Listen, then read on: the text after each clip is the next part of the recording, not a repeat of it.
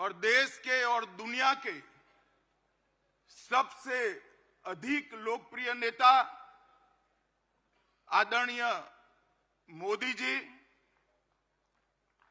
हमारे प्रिय अध्यक्ष सम्माननीय नड्डा जी, मंच पर उपस्थित भारतीय जनता पार्टी का नेतृत्वगण और आज इस सभागार के अंदर आए हुए, देश भर से आए हुए लघु भारत के रूप में हम सब के सामने विराजित देश के सभी कार्यकर्ता भाइयों बहनों को मैं प्रणाम कर कर मेरी बात की शुरुआत करता हूं।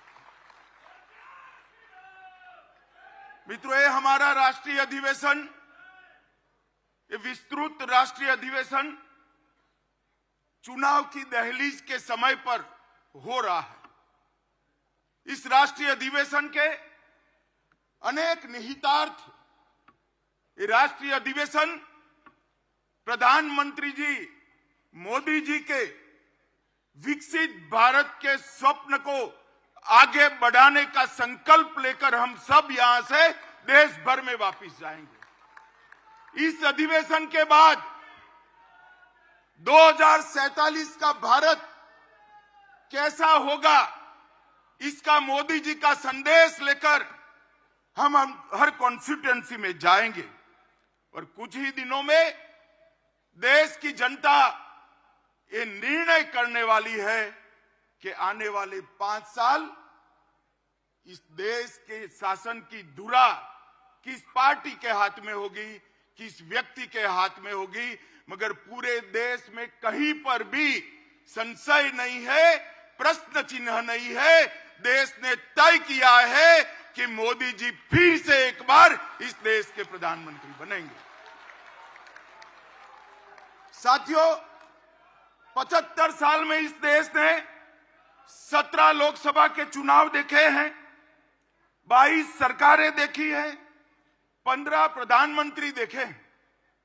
देश ने जितनी भी सरकारें आई, अपने अपने समय में हर सरकार ने समयानुकूल विकास करने का प्रयास किया है।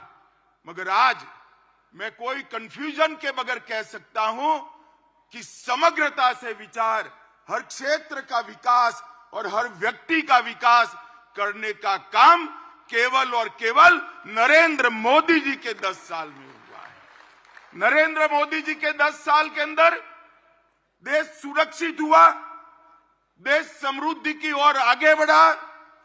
60 करोड़ गरीब जो आजादी के 75 साल तक, 70 साल तक अपने आप को विकास की प्रक्रिया के बाहर मानते थे, उसको मालूम ही नहीं था कि देश आजाद हुआ, लोकतंत्र आया, मुझे क्या मिला, मेरा क्या हिस्सा। भाइयों और बहनों, 60 करोड़ गरीबों को घर देना, घर में गैस का सिलेंडर देना, पीने का पानी का कनेक्शन देना, बिजली पहुंचाना, शौचालय देना, 5 किलो अनाज गरीब को फ्री ऑफ कॉस्ट मुफ्त में देना और 5 लाख तक का स्वास्थ्य का उसका खर्चा भी सरकार ने उठाया। आज ये 60 करोड़ गरीब अपना बैंक अकाउंट भी रखते हैं और डिजिटल इंडिया से एक गरीब महिला अपनी सब्जी भी परचेज कर पाती है, सब्जी भी खरीद करती है। इन लोगों के जीवन में 70 साल तक जो सारी अभाव था, वो अभाव को एक ही 10 साल में समाप्त करने का काम पिछड़ा समाज, उसको वोट बैंक के नाते एक कांग्रेस और इंडिया अलायंस वालों ने उपयोग तो बहुत किया, पहली बार उनको सम्मान और हिस्सेदारी देने का काम भारतीय जनता पार्टी की नरेंद्र मोदी सरकार ने पहली बार ये देश का गौरव पूरी दुनिया ने महसूस किया। दुनिया में भारत के लोग कहीं पर भी जाते हैं, कहीं पर भी दुनिया में आप चले जाओ, पूछेंगे मोदी के भारत से आते हो ना। ये पहचान दुनिया में, विश्व में खड़ी करने का काम हमारे नेता नरेंद्र मोदी जी ने किया है। और मैं आज बताना चाहता हूं मित्रों आपको कि 140 करोड़ की जनता ने पहली बार महान भारत का स्वप्न देखने का साहस नरेंद्र मोदी जी ने दिया है।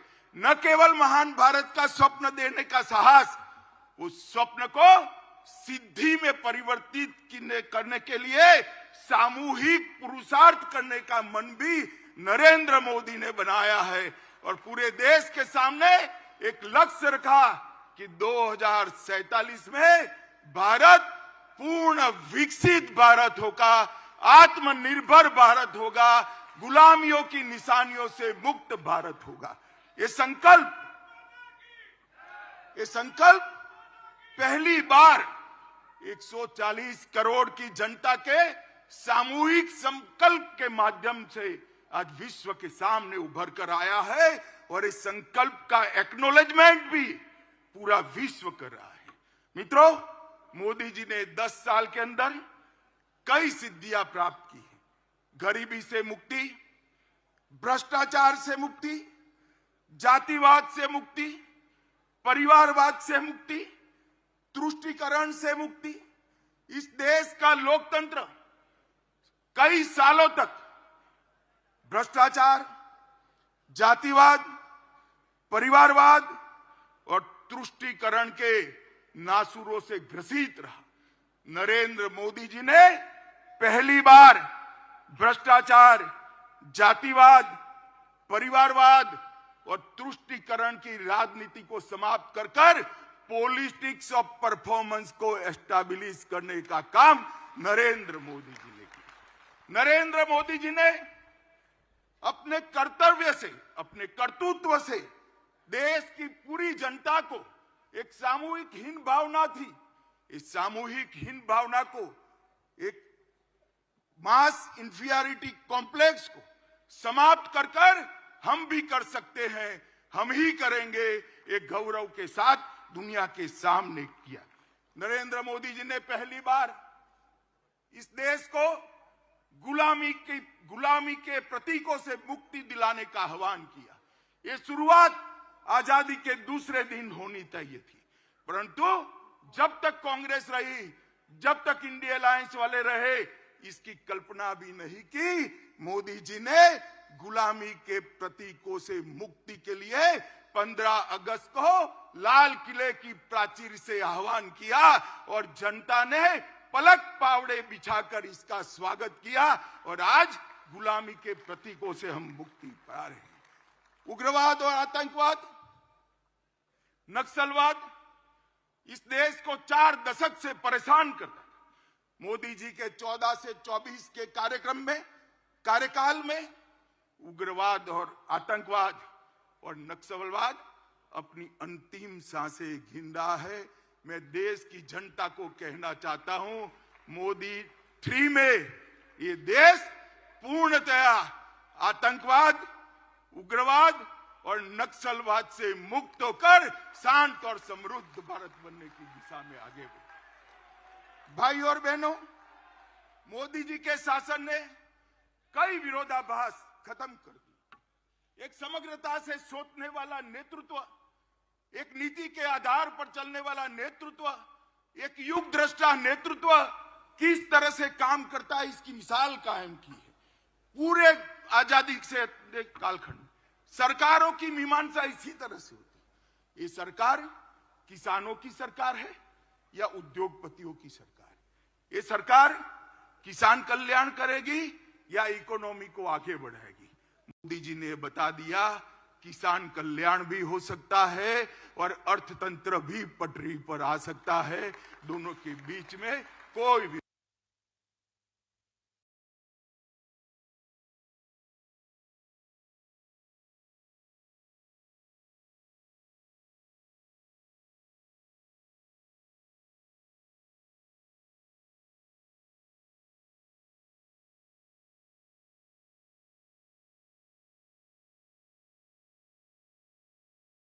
और शहर भी दुनिया में सबसे सुविधापूर्ण शहर बन सकते हैं, स्मार्ट सिटी बन सकते हैं, ये सिद्ध किया। गरीब कल्याण और अर्थतंत्र का विकास दोनों के बीच में भी बहुत बहस चली। कई बार कई सरकार, कई अर्थशास्त्री, कई पंडित कहते रहे कि जो अर्थशास्त्र का मतलब अर्थतंत्र का विकास करना है तो गरीब कल्याण को छोड़ना पड़ेगा। मैं आज सबके सामने कहना चाहता हूं, हर किसान को हर साल 6,000 रुपया देना, हर गरीब को सभी प्राथमिक सुविधाएं एक साथ दे देना और अर्थतंत्र को 11वें नंबर से 5वें नंबर पर ला देना, वो मोदी जी ही कर सकते हैं और कोई नहीं कर सकता। भाई और बहनों, आज एक संदेश लेकर जाइए यहां से। 130 करोड़ की 140 करोड़ की जनता के बीच में मोदी जी को तीसरी बार प्रधानमंत्री देश की जनता बनाए, हमारा अर्थतंत्र भी तीसरे नंबर पर आ जाएगा। ये संदेश लेकर हमने जाना है। इसी तरह से एक द्वंद्व चालू रहा कि विदेश नीति, अगर दुनिया को मित्र बनाना है तो देश की सुरक्षा में थोड़ा बहुत कॉम्प्रोमाइज करना पड़ेगा। ये बहुत लंबा बहस का विषय आजादी के बाद तुरंत शुरू हुआ और सारे पंडित सुरक्षा नीति और विदेश नीति के बीच के द्वंद्व में फंसते रहे। मोदी जी ने तय कर लिया और कर दिखाया कि सरहद की सुरक्षा, देश की सुरक्षा हमारी सबसे पहली प्रायोरिटी है। और आज ये करने के बाद, देश को सुरक्षित करने के बाद, मोदी जी ने भारत को विश्व मित्र के रूप में प्रस्तावित किया। वसुधैव कुटुंबकम का हमारा सूत्र को उन्होंने नीचे लिखा।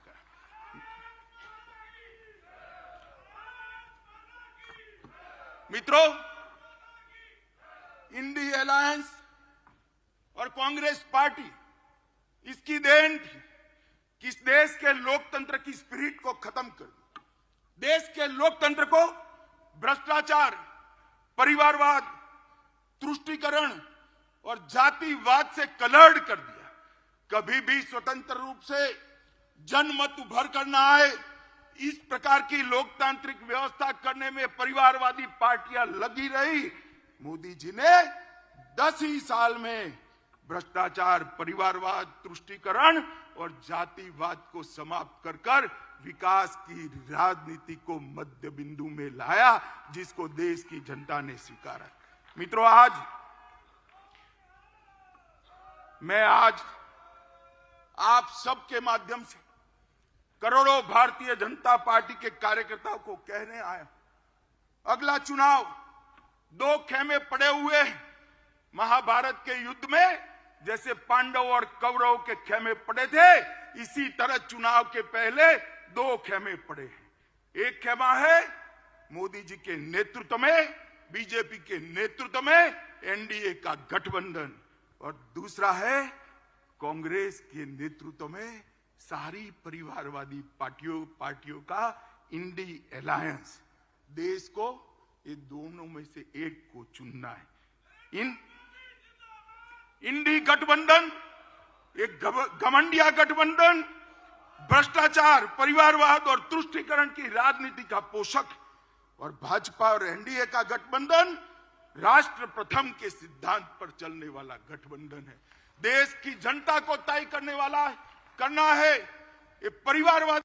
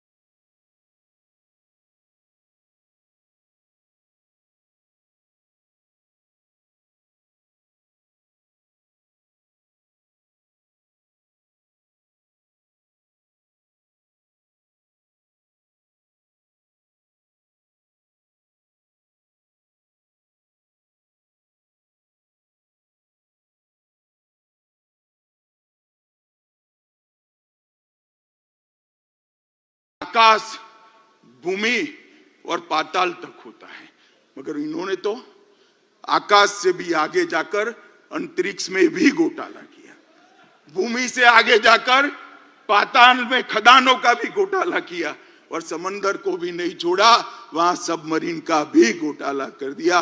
जब, नल, थल, अंतरिक्ष, हर जगह एक कांग्रेस ने घोटाले किए और इंडी अलायंस का नेतृत्व कांग्रेस के हाथ में। मैं देश की जनता को कहना चाहता हूं, किस प्रकार की सरकार, एक और लाखों करोड़ के घपले घोटाले करने वाली कांग्रेस है और दूसरी ओर 23 साल से राज्य सरकार और केंद्र सरकार में मुखिया रहने के बाद भी हमारे विरोधी भी एक कानी पाई का आरोप न लगा सके, ऐसा नेतृत्व नरेंद्र मोदी का नेतृत्व। देश की जनता ने, मित्रों, देश की जनता ने तय करना है कि देश का भविष्य ये भ्रष्टाचारियों के हाथ में सौंपना है या नक्सिक प्रामाणिक व्यक्ति जिस पर दुश्मन भी आरोप नहीं कर सकते, ऐसे नरेंद्र मोदी जी को सौंपना। और मित्रों, एक कहावत है, बड़े मियां तो बड़े मियां, छोटे मियां भी सुभान अल्लाह। जब कांग्रेस पार्टी इतना भ्रष्टाचार करती है तो साथी भला क्यों बाकी रहेंगे? आम आदमी पार्टी, आबकारी जकात का घोटाला, लोगों के उपचार में मोहल्ला क्लिनिक का घोटाला, ढेर सारे घोटाले किए, लोगों के मेडिकल टेस्ट करने में भी घोटाला किया और आज उनका सारा नेतृत्व कोर्ट से भागता है, कोर्ट से भागता है, एजेंसियों से भागता है। झारखंड में एक एमपी के घर से 350 करोड़ रुपया जब्त होता है। छत्तीसगढ़ में महादेव के नाम से जुआ खिलाने का एक घोटाला आता है। डीएमके के मंत्रियों के घर से करोड़ों रुपया बरामद होता है। तृणमूल कांग्रेस के मंत्रियों के घर से अनेक करोड़ रुपया, 55 करोड़ तो एक ही स्थान पर से मिलते, अनेक करोड़ रुपयों का, सैकड़ों करोड़ के घोटाले बाहर है और लालू जी सजा आपता है और अभी भी एक एक नई भ्रष्टाचार की एफआईआर उन पर हो रही है। मित्रों, ये पूरा इंडी अलायंस, ये कांग्रेस पार्टी के नेतृत्व में घमंडिया गठबंधन, ये पूरा भ्रष्टाचार से लिप्त। देश की जनता ने तय करना है, भ्रष्टाचार के दूषण को समाप्त करने वाले नरेंद्र मोदी जी को मैंडेट देना है या भ्रष्टाचार ही जिनका धर्म है, ऐसे इंडी अलायंस को मत देना है। ये देश की जनता ने दे। मित्रों, परिवारवाद, अभी ढेर सारे पत्रकार, कुछ मीडिया चैनल, इंडी अलायंस बड़ा चैलेंज, बड़ा चैलेंज, बड़ा चैलेंज, बड़ा चैलेंज। अगर मुझे कोई कहे कि इंडी अलायंस क्या है तो मैं इसकी एक ही व्याख्या करता हूं, 7 परिवारवादी पार्टियों का गठबंधन इंडी अलायंस है। इससे ज्यादा कुछ नहीं है। जो अपनी पार्टी के अंदर डेमोक्रेसी नहीं स्थापित कर सकते, वो देश की डेमोक्रेसी की रक्षा नहीं कर सकते। ये देश की जनता को, आपकी पार्टी लोकतांत्रिक पार्टी नहीं है, आपकी पार्टियां लोकतांत्रिक पार्टियां नहीं है, आप देश के लोकतंत्र का रक्षा नहीं कर सकते। एक और मोदी जी के नेतृत्व में डेवलपमेंटल अलायंस है और दूसरी ओर राहुल जी के नेतृत्व में डायनेस्टिक अलायंस है। डेमोक्रेटिक अलायंस, डेवलपमेंटल अलायंस और डायनेस्टिक अलायंस के बीच में देश की जनता को पसंद करना है। मुझे विश्वास है कि एक और मोदी जी देश के और गरीबों के विकास के लिए काम करें और दूसरी ओर अपने परिवार की चिंता करने वाली पार्टियां है। देश निश्चित रूप से विकास की राजनीति करने वाली भारतीय जनता पार्टी और एनडीए को सिलेक्ट करेगी, इसका मुझे पूरा विश्वास। देखिए साहब, इनके राजनीति में उद्देश्य क्या है? मोदी जी कहते हैं महान भारत की रचना हो, 2047 तक का लक्ष्य रखा, आत्मनिर्भर भारत की रचना हो, 2047 तक का लक्ष्य रखा। सोनिया जी का लक्ष्य राहुल जी को पीएम बनाना, पवार साहब का लक्ष्य बेटी को सीएम बनाना, ममता दीदी का लक्ष्य भतीजे को सीएम बनाना, स्टालिन का लक्ष्य अपने बेटे को सीएम बनाना, लालू प्रसाद जी का लक्ष्य अपने बेटे को सीएम बनाना, उद्धव ठाकरे का लक्ष्य अपने बेटे को सीएम बनाना, और मुलायम सिंह जी बेटे को बनाकर ही गए हैं। अब मुझे एक बात बताइए कार्यकर्ता भाइयों बहनों, जिनका लक्ष्य ही अपने बेटे बेटी भतीजों का कल्याण हो, वो गरीब का कल्याण कर सकता है क्या? कभी नहीं कर सकता। जिनका लक्ष्य ही अपने परिवार के लिए सत्ता हथियाना हो, वो देश का कल्याण कर सकता है क्या? कभी नहीं कर सकता। मित्रों, इस देश के अंदर 2G, 3G और 4G पार्टियां हैं। 2G से मतलब आप 2G घोटाले से नहीं है। 2 generation party, 3 generation party, 4 generation party, 4 पीढ़ी तक नेता नहीं बदलता है। 4 पीढ़ी तक नेता नहीं बदलता है। क्यों भाई? देश के किसी युवा में कौवत नहीं है, वो आगे नहीं बढ़ सकता? ना जी, वो नहीं बढ़ सकता। थोड़ा आगे बढ़ गया तो उसका हस्र कर देंगे। कई सारे लोग ऐसे हस्र किए हुए हैं, भारतीय जनता पार्टी ज्वाइन कर आज लोकतंत्र की यात्रा में जुड़े हैं। तेजस्विता का, परफॉर्मेंस का, विचार का, परिश्रम का और दृष्टि का वहां कोई महत्व नहीं है। वहां केवल और केवल आप कहां जन्मे, इसका महत्व है।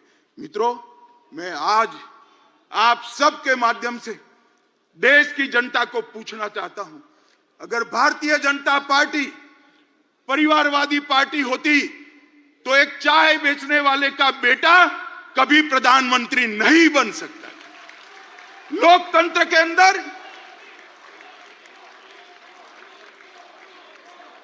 मित्रों, लोकतंत्र के अंदर ये बहुत जरूरी है, सबको समान अवसर मिले। सबके अंदर ईश्वर दत्त शक्तियां जो पड़ी हैं, वो ईश्वर दत्त शक्तियों के आधार पर उसको आगे बढ़ने का मौका मिले, और वो केवल और केवल भारतीय जनता पार्टी में विद्यमान है और किसी दल में नहीं। भाई और बहनों, मोदी जी एक गरीब परिवार से, गरीब मतलब आप कल्पना नहीं कर सकते, इतने गरीब परिवार से इस देश के सम्मानीय प्रधानमंत्री बने, जिन्होंने पूरे विश्व में देश को सम्मान दिलाया, गौरव दिलाया, प्रस्थापित। इस देश की राष्ट्रपति एक जनजाति परिवार से आती है। जनजातियों में भी अति पिछड़ी जातियों में से राष्ट्रपति मुर्मू जी आती है। प्रधानमंत्री जी ने, भारतीय जनता पार्टी ने एक गरीब आदिवासी की बेटी को महामहिम द्रौपदी मुर्मू बनाकर सभी आदिवासियों का सम्मान। इस देश का उपराष्ट्रपति एक किसान का बेटा, खेत जोतने वाले का बेटा इस देश का उपराष्ट्रपति बना है। मित्रों, मैं खुद कह मानता हूं कि भारतीय जनता पार्टी में बूथ का काम करने वाला एक व्यक्ति देश का प्रधानमंत्री भी बन सकता है, राष्ट्रपति भी बन सकता है। और वो केवल और केवल भारतीय जनता पार्टी में ये सहूलियत उपलब्ध है, क्योंकि हमने हमारी पार्टी को लोकतांत्रिक पार्टी बनाकर रखा है। मित्रों, ये परिवारवादी पार्टियां जो अपने बेटे बेटियों के लिए काम करती है, वो देश का कल्याण नहीं कर सकती। केवल और केवल राष्ट्र प्रथम के नारे के साथ आगे बढ़ रही भारतीय जनता पार्टी, मोदी जी के नेतृत्व में आगे बढ़ रही भारतीय जनता पार्टी ही देश का कल्याण कर सकती है। मित्रों, इस देश में जब से हमारा संविधान बना, हमारे संविधान के अंदर पंथ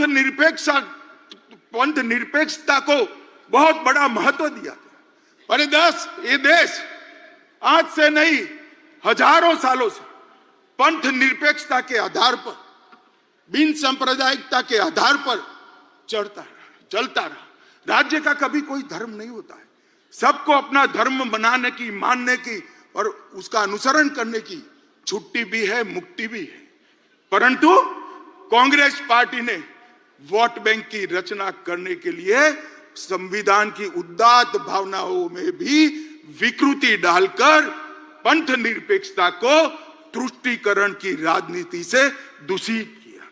मित्रों, मैं आज आप सबके सामने कहना चाहता हूं, ये कांग्रेस पार्टी जिसने भगवान श्री राम के अस्तित्व को नकारा और एफिडिएट पर नकारा, बाद में उनको एफिडिएट वापस लेना, ट्रिपल तलाक का कानून जो केवल और केवल महिलाओं को, मुस्लिम महिलाओं को उनके अधिकार देने का कानून है, इसका आपने विरोध किया। यूसीसी जो कांग्रेस के समय में ही संविधान निर्माता एक लक्ष्य देश के लिए रख कर गए थे, उत्तराखंड सरकार यूसीसी लाई, कांग्रेस ने इसका भी विरोध किया। मित्रों, धारा 370 जब संविधान बना तब ये तय था कि टेम्पररी है। टेम्पररी का मतलब है उचित समय पर उसको हटा देना, मगर 70 साल तक उचित समय आया नहीं। धारा 370 के कारण कश्मीर के अंदर अलगाववाद बढ़ा, उग्रवाद बढ़ा, पाकिस्तान को अंदर पैर रखने की भूमि मिली और 40,000 से ज्यादा लोग मारे गए, मगर तुष्टीकरण की राजनीति ने धारा 370 को हटाने नहीं दिया। इस देश की जनता ने मोदी जी को दूसरी बार पूर्ण बहुमत दिया। 5 अगस्त 2019 को मोदी जी ने धारा 370 को समाप्त कर दिया और आज कश्मीर एक नए युग के साथ आगे बढ़ रहा है। पीएफआई पर बैन हमने लगाया, तब भी कांग्रेस और इंडिया अलायंस के लोगों ने टेढ़े मेढ़े बयान किए। दक्षिण भारत की महान परंपरा, तमिलनाडु की महान परंपरा, पवित्र सेंगोल को हमने पार्लियामेंट के अंदर बड़ी पवित्रता से प्रस्तावित किया। इसका भी कांग्रेस पार्टी और उनके साथियों ने विरोध किया। ये जहां भाजपा विजयी होती है उन राज्यों को गौमूत्र स्टेट कहते हैं। ये लोग संविधान पर पहला अधिकार, देश के खजाने पर पहला अधिकार माइनॉरिटी का है, ये मान्यता रखने वाले हैं। मोदी जी का कहना है देश के खजाने पर पहला अधिकार गरीब का है, दलित का है, आदिवासी का है, पिछड़े। जाकिर नाइक को मैसेंजर ऑफ पीस का सर्टिफिकेट देते हैं, भगवा आतंकवाद के नाम से पूरे सनातन धर्म को बदनाम करते हैं। और मित्रों, अंतिम चरम सीमा तो तब आ गई जब 550 साल के बाद इस देश में उत्सव का क्षण आया। रामलल्ला का प्रधानमंत्री जी प्राण प्रतिष्ठा करने वाले थे। रामलल्ला के मंदिर की प्राण प्रतिष्ठा में न्यास ने कांग्रेसियों को भी निमंत्रण भेजा, मगर उन्होंने तुष्टीकरण की राजनीति करना तय माना, इसको ठुकरा दिया। मैं आज यहां से कांग्रेस पार्टी को चेतावनी देना चाहता हूं। आपने रामलल्ला की प्राण प्रतिष्ठा के निमंत्रण को ठुकराकर केवल ये ऐतिहासिक पल में हिस्सेदार होने से आप नहीं कतराए हैं, आपके देश के महान बनने की प्रक्रिया से अपने आप को दूर कर लिया है। देश की जनता इसको देख भी रही है और याद भी रख रही है। मित्रों, खैर वो आए ना आए, भारतीय जनता पार्टी तुष्टीकरण में नहीं मानती है। मैं आज इस महान अधिवेशन के सामने कहना चाहता हूं, किसी भी लोकतांत्रिक देश में भी बहुमत समाज ने अपनी श्रद्धाओं के निर्वहन के लिए इतनी लंबी कानूनी लड़ाई नहीं लड़ी है। 75 साल तक हम कानूनी लड़ाई लड़े और संपूर्ण लोकतांत्रिक तरीके से हमने राम मंदिर का निर्माण किया। इसका संपूर्ण यश हमारे प्रधानमंत्री नरेंद्र मोदी जी को जाता है।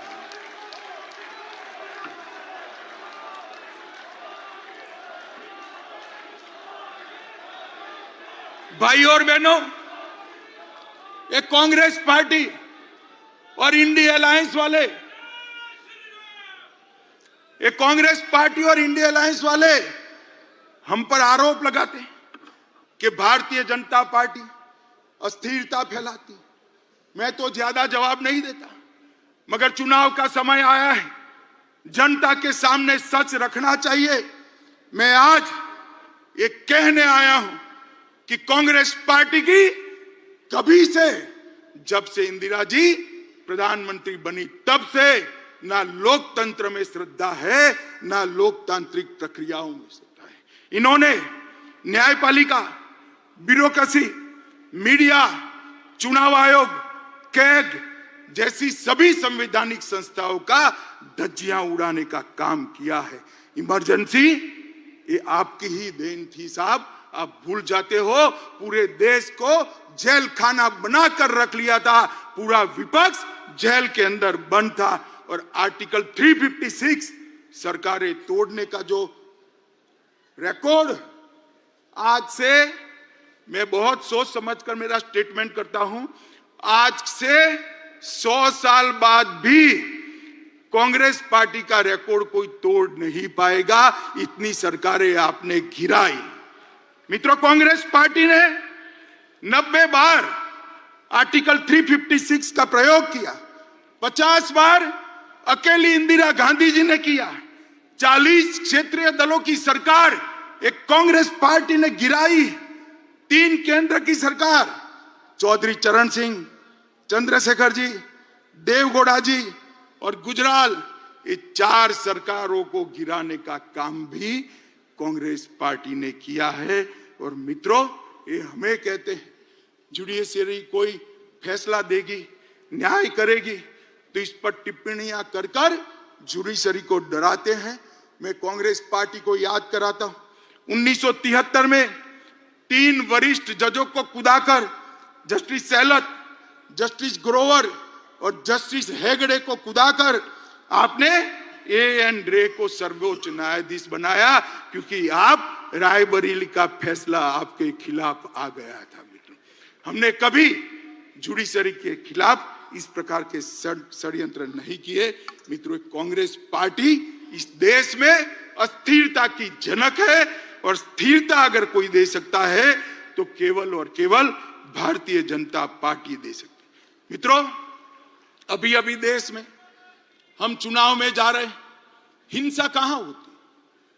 मैं आज देश के मीडिया को भी कहना चाहता हूं, हिंसा की बात आप करते हैं, कौन से राज्यों में चुनावी हिंसा होती है, कौन से राज्य में पॉलिटिकल हिंसा होती है? मैं आज देश की जनता को गिनाना चाहता हूं।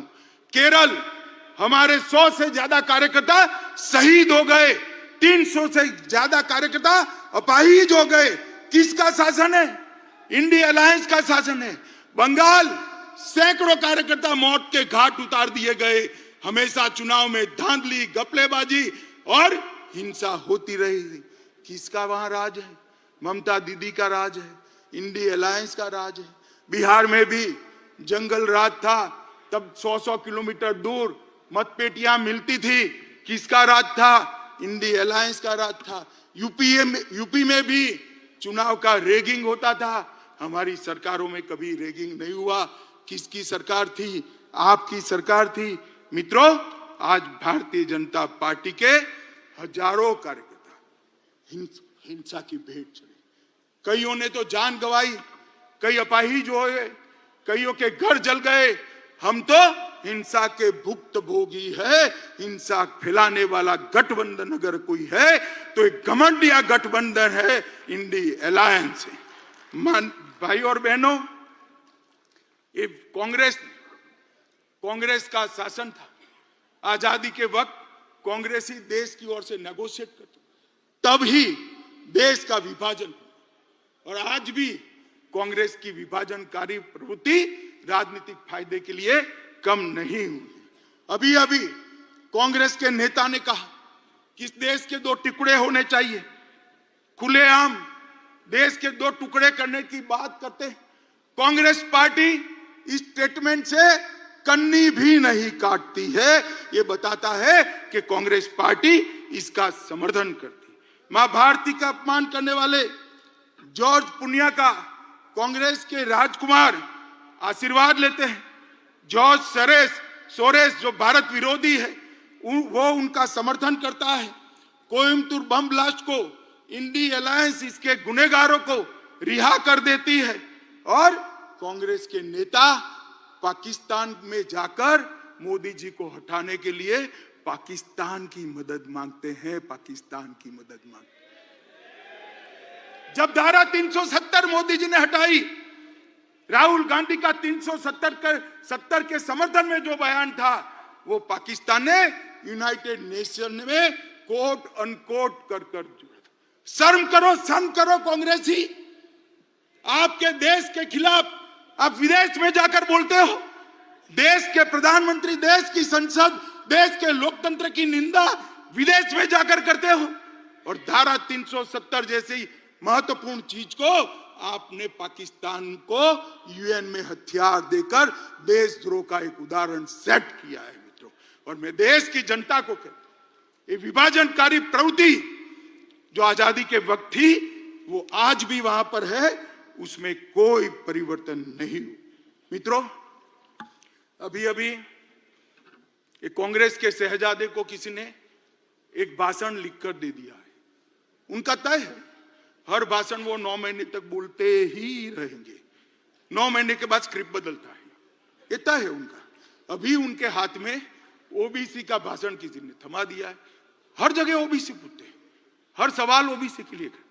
मैं इनको कहना चाहता हूं, भाई अच्छा ट्विटर रख लो, अच्छा शिक्षक रख लो, और कांग्रेस पार्टी ने ओबीसी के लिए क्या किया है उसका जरा अध्ययन कर लो। आप जो बोल रहे हो वो आपके ही खिलाफ जा रहा है।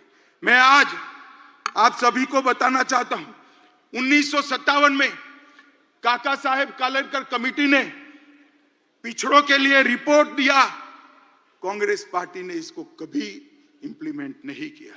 मंडल आयोग बना 1980 में, मंडल आयोग को इंदिरा गांधी ने ठंडे बस्ते में डाल दिया। 1990 में जब इंप्लीमेंटेशन की बारी आई, विपक्ष के नेता नाते राजीव गांधी ने पार्लियामेंट में इसका विरोध किया। और मित्रों, ओडिशा में और जवाहरलाल जी ने 1951 में जातिवादी सर्वे का विरोध किया था। और भारतीय जनता पार्टी ने क्या किया? मैं पिछड़ा समाज की बात करता हूं, बड़े गौरव के साथ बात करता हूं मित्रों। हमने इस देश को गौरव हो इस तरह से अति पिछड़ी जाति का प्रधानमंत्री देने का काम भारतीय जनता पार्टी ने किया। आज देश में पहला मंत्रिमंडल ऐसा है मोदी जी का जिसमें 27 मंत्री ओबीसी है। राज्यों को ओबीसी की सूची का संशोधन करने का अधिकार मोदी जी ने दिया। केंद्रीय विद्यालय, नवोदय विद्यालय, सैनिक स्कूल और मेडिकल इंजीनियरिंग के दाखलों में 27% आरक्षण पहली बार नरेंद्र मोदी जी ने दिया। ओबीसी की छात्रवृत्ति में 33% की वृद्धि नरेंद्र मोदी जी ने की। आईआईटी में ओबीसी छात्रों की ट्यूशन फी को माफ करने का निर्णय देश के प्रधानमंत्री नरेंद्र मोदी ने किया। नीट की परीक्षा में ओबीसी बच्चों का पहली बार अगर आरक्षण हुआ तो नरेंद्र मोदी जी ने किया। पेट्रोल पंप और गैस की एजेंसियों में 27% पिछड़ा वर्ग को आरक्षण देने का काम नरेंद्र मोदी जी ने किया। और ये जितनी भी गरीब कल्याण की स्कीमें बनी है उस सब में सबसे बड़ा बेनिफिशियरी अगर कोई है तो दलित, पिछड़ा और ओबीसी भाई है। राहुल गांधी, आप हमें क्या ओबीसी का कल्याण सिखाते हो? हम तो समाज के हर वर्ग को साथ में लेकर चलते हैं। जो पिछड़ा है उसको ज्यादा मिलता है, जो अकड़ा है वो अपने आप अपना शहर जाने देता है।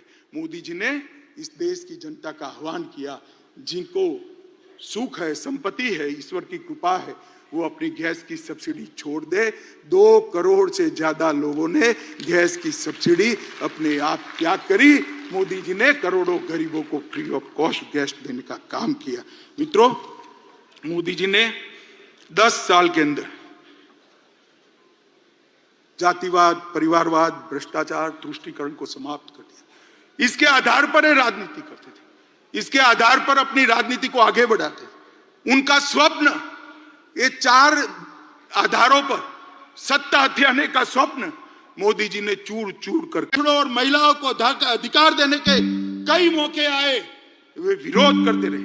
3 तलाक का विरोध किया, ओबीसी कमीशन का विरोध किया, कश्मीर में गुर्जर, बकरवाल, पहाड़ी वाल्मीकियों को रिजर्वेशन देने का विरोध किया, नारी शक्ति वंदन अधिनियम में भी कई सारे व्यवधान खड़े किए, हिंदू शरणार्थियों को नागरिकता देने का सीए का बिल, इसका विरोध किया, एक देश एक टैक्स जीएसटी का विरोध किया, दलित को राष्ट्रपति बनाना, आदिवासी को राष्ट्रपति बनाना आपने आम सहमति नहीं होने दी। सर्जिकल स्ट्राइक और एयर स्ट्राइक कर कर मोदी जी ने भारत की सेना के पराक्रम को पूरी दुनिया में प्रस्तावित, आतंकवाद के सामने एक कड़ा मैसेज दिया। आपने उस वक्त भी, राहुल बाबा, आपने उस वक्त भी देश से साक्ष्य मांगे थे। शर्म करो, सेना के जवान की शहादत पर आप साक्ष्य मांगते हो। मित्रों, भारत ने वैक्सीन का निर्माण किया, 100 से ज्यादा देशों में हमारा वैक्सीन गया। वैक्सीन के माध्यम से आज 140 करोड़ का देश कोरोना से सुरक्षित हुआ। उसको भी मोदी वैक्सीन कर कर आपने बदनाम करने का प्रयास किया, मगर देश की जनता ने भी, आज भी कोई वैक्सीन लेने जाता है तो कहता है मोदी वैक्सीन दे दो भाई, मेरी इम्यूनिटी खत्म हो गई। Digital economy, direct benefit transfer, इसका विरोध किया, नई संसद बनाई। इतनी भव्य संसद देखकर आज पूरी देश की जनता पुलकित है, गौरवान्वित है, इसका भी आपने विरोध किया। कर्तव्य पथ बना, आपको राजपथ नाम अच्छा लगता था, कर्तव्य पथ का भी विरोध किया। भारत मंडपम में कोर्ट से उसको रोकने का प्रयास किया, यशोभूमि को भी रोकने का प्रयास किया। डाटा प्रोटेक्शन का विजनरी बिल, इसका भी विरोध किया, और अंत में रामलल्ला की प्राण प्रतिष्ठा का भी आपने विरोध किया। मित्रों, एक कांग्रेस डिनायल मोड में आ चुकी है। पूरे देश की जनता को मैं कहना चाहता हूं, 5 साल का पार्लियामेंट के अंदर कांग्रेस का हिसाब किताब निकालिए। इन्होंने पार्लियामेंट के अंदर शोर शराबे और बहिष्कार के अलावा कुछ नहीं किया। हम भी विपक्ष में रहे, 10 साल तक बैठे, आगे पूरा जीवन विपक्ष में। हम रचनात्मक विपक्ष की भूमिका निभाते, अच्छा है उसका समर्थन करते थे, और आपके भ्रष्टाचार को भी हमने उजागर किया, मगर आपने, क्योंकि भ्रष्टाचार है नहीं, बाहर जाना ही उचित समझा। मित्रों, इंडिया अलायंस अहंकार से युक्त है, वो सहन ही नहीं कर सकते। वो ऐसा मानते हैं कि देश का प्रधानमंत्री वो ही बन सकता है जो बड़े परिवारों से आता है। वो सहन नहीं कर सकते एक गरीब मां का बेटा अब देश का प्रधानमंत्री बनकर देश को चला रहा है। ये अहंकार उनको भारतीय जनता पार्टी के खिलाफ खड़े, ये परिवारवादी राजकुमार सारे के सारे इकट्ठा होकर हमारा विरोध कर रहे। मोदी जी ने 40 से ज्यादा नीतियां बनाकर इस देश को नीतियों के आधार पर चलाने का काम किया। मैं पूरी सूची बोलना नहीं चाहता मित्रों, पॉलिसी पैरालिसिस हो गया, ऐसी पूरी दुनिया मनमोहन सिंह सरकार को कहती थी। आज मोदी सरकार ने हर क्षेत्र की 40 से ज्यादा पॉलिसी बनाकर पॉलिसी के आधार पर शासन कैसा हो सकता है उसका उदाहरण पूरी दुनिया में रखने का काम नरेंद्र मोदी जी ने किया। और मित्रों,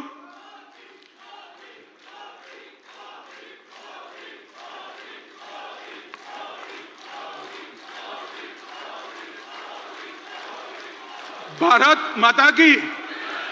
मित्रों, मैं और आप हमारे नेता के वखान करें, पत्रकार भी कहेंगे, एक घमंडिया गठबंधन भी करेगा, आपको ऐसा ही करोगे, मगर मैं आज देश की जनता का भी धन्यवाद करना चाहता हूं।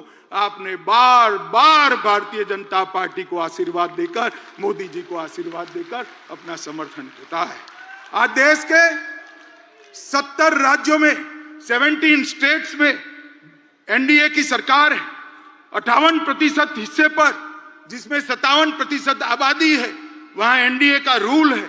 गुजरात में हम लगातार 6 चुनाव जीते, मध्य प्रदेश में 21 सालों से शासन में है, गोवा में 3 बार जीते, उत्तर प्रदेश में 2 बार जीते, उत्तराखंड में 2 बार जीते, हरियाणा में 2 बार जीते, अरुणाचल में 2 बार जीते, आसाम में 2 बार जीते, त्रिपुरा में 2 बार जीते, मणिपुर में 2 बार जीते और छत्तीसगढ़ और राजस्थान में भी 3-3 टर्म तक मैंडेट मिला था और फिर